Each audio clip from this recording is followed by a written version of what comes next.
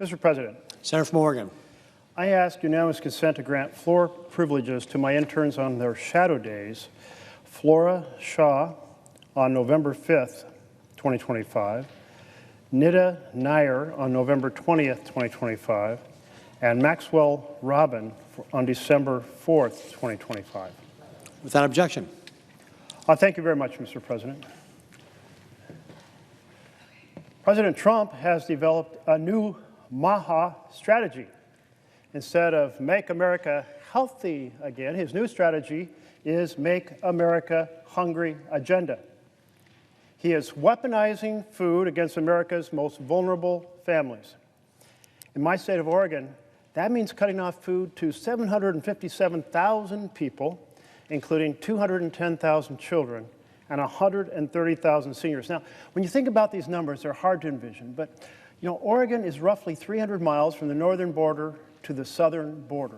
I-5 runs the entire length of the state. So if all of those individuals were lined up on the highway, they would be just 2 feet apart for 300 miles. And every third person, approximately, would be a child. That's the level of impact that we are talking about. When children go without food, the impact is pretty significant. There's the impact on their physical development.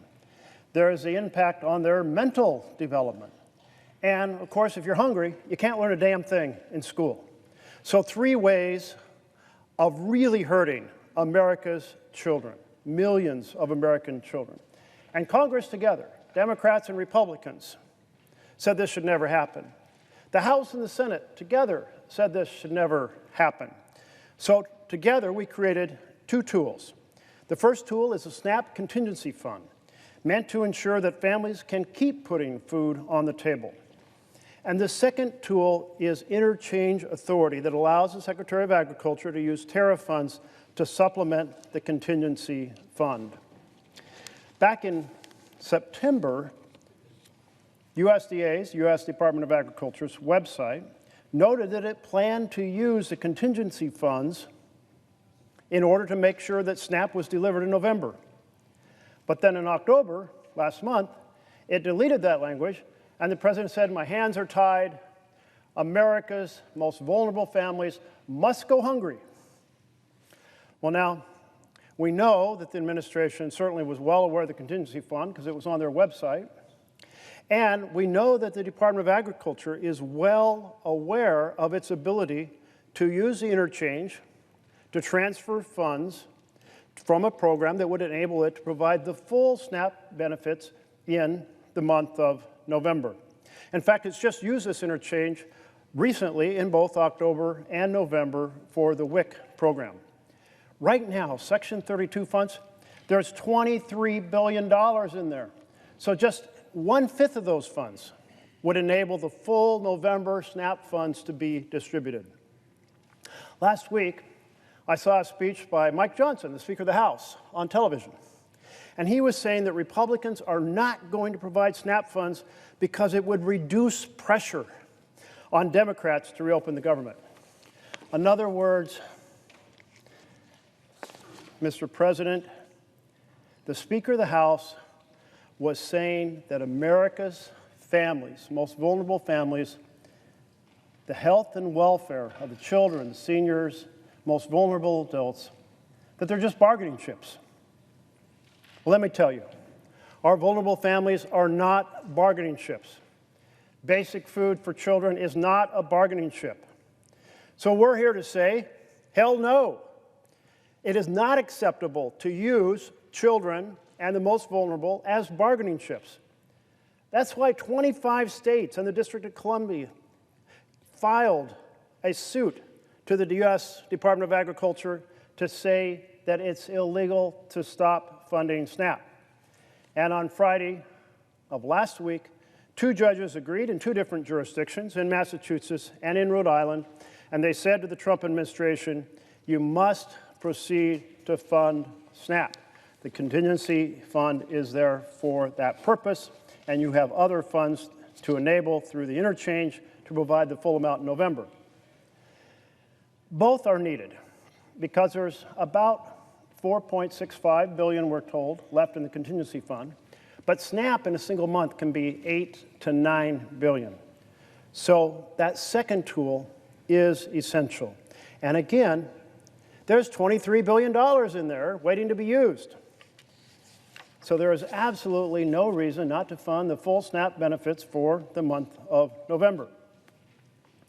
But then the administration responded to the court, and they said, we're not going to do it. We'll use the contingency funds, but we're not going to use the interchange authority. We choose not to fund the full benefits for November.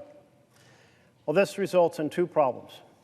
The first is that instead of about $6 a day, which is the standard average SNAP benefit, it'll be about $3 a day. Well, $3 a day isn't very much to feed any member of a family. But there's a second problem that's even worse. And this problem is that the U.S. Department of Agriculture said in a court document filed today, and I have it right here, ask unanimous consent that this court document may be part of the official record, Mr. President. Thank you so much. This court document was filed today by Patrick Penn. He is the Deputy Undersecretary for Food, Nutrition, and Consumer Services at the Department of Agriculture. And he says, quote, USDA's understanding is that the system changes states must implement to provide the reduced benefit amounts will take from a few weeks to up to several months. So here's the situation. The court said, fund SNAP and do it right away. Today, the administration filed this document saying it will take weeks to months because they're choosing to fund only half and everything has to be reprogrammed in the computer system to make that happen at the federal level and for most states.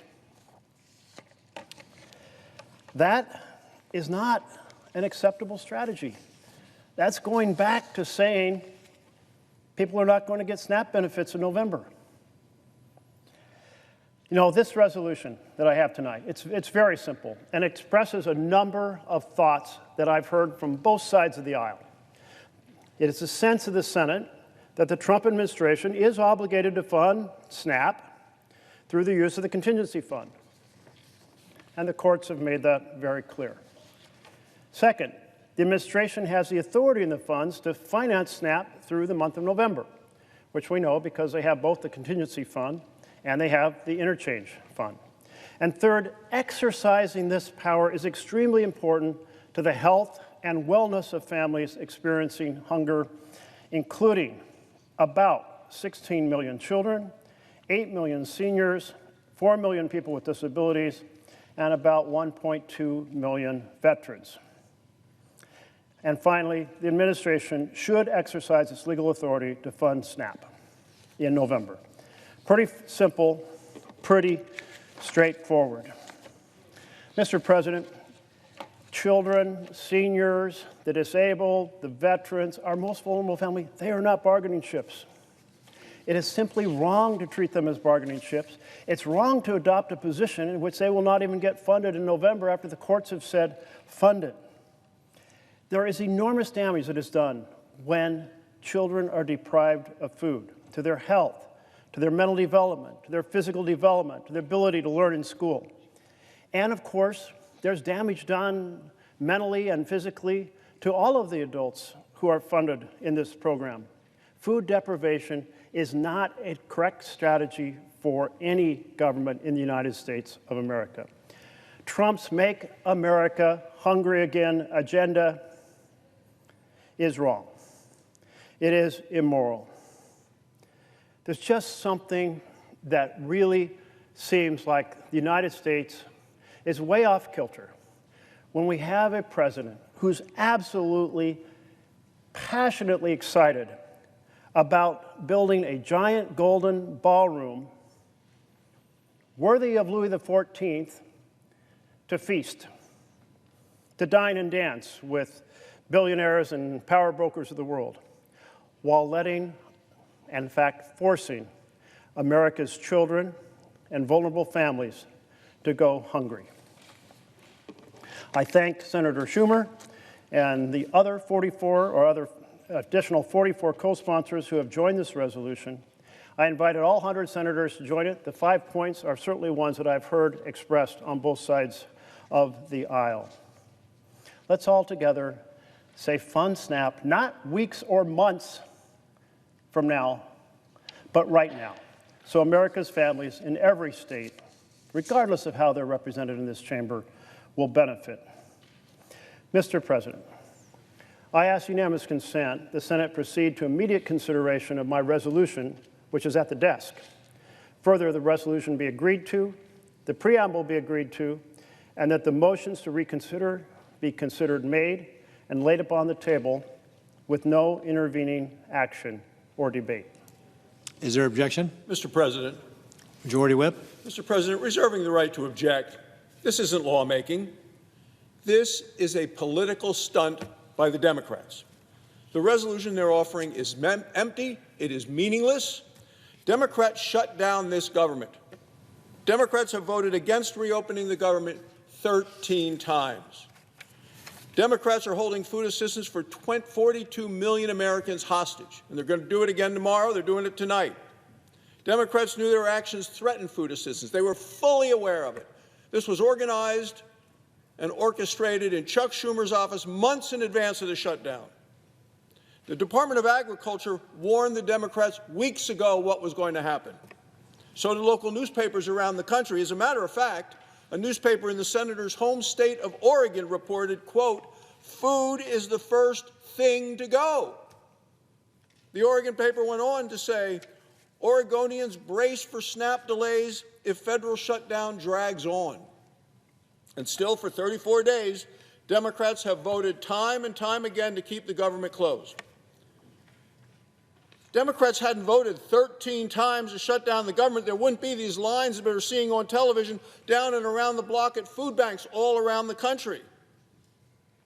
The senator from Oregon just talked about using children, using people as pawns, as political pawns. Well, that's exactly what the Democrat whip in the House had said. Said, of course there's going to be suffering. Said it gives them leverage. Senators in this body, Democrats, have said exactly the same thing. The Democrats have continued to use people as pawns for political purposes, and it's wrong. It has to stop. If Democrats really wanted to help struggling families, they'd stop blocking a clean continuing resolution. The shutdown ends when Democrats end their dangerous political games. And it is a dangerous political game, and even the Washington Post has pointed that out. Want to end the food assistance cliff? It's easy. Pass the clean bipartisan continuing resolution.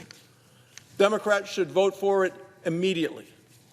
Until then, Mr. President, the Schumer shutdown is going to continue to hurt struggling families. Therefore, Mr. President, I object. The objection is heard. Mr. President, Senator from Oregon. I had really hoped that given the 5 basic planks of this resolution, which have been expressed on both sides of the aisle, that we could have something other than arguments that sound like, I don't know, moldy bread, stale cheese, arguments we've heard time and time again about a shutdown. But, you know, my resolution and my remarks tonight didn't even mention a shutdown. And why is that? Because the shutdown is irrelevant as to whether or not the November SNAP payments are made. We have a contingency fund for that purpose. We created, Democrats and Republicans together, interchange authority for that purpose. There are more than $23 billion sitting in that interchange fund, Section 32, tariff funded. The money is there. The legal authority is there. And this resolution simply says that failing to provide SNAP benefits hurts millions of people and encourages the president to do what the courts asked him to do, told him to do last Friday, to provide the funds. But the administration sneered at the court. They said, we're going to adopt a strategy in which the funds may not get to people for weeks or months, because we're going to do it in a fashion that requires a reprogramming of computers across America. Really? There's only one desk that has the power to immediately make these funds available. And that's the desk in the Oval Office. Shouldn't we, representing the people in each of our states, come together in a bipartisan fashion to say that depriving people of food, the most vulnerable families of food across America, is simply wrong? Mr. President, and I'm speaking to Mr. President Trump, President Trump, you have the authority, you have the funds, you have the responsibility. Make America Hungry agenda, your agenda of starving children and vulnerable families is wrong. Surely, that's something both Democrats and Republicans can agree on. Let's keep pressing for the President to get those funds to America's vulnerable families immediately. Thank you, Mr. President.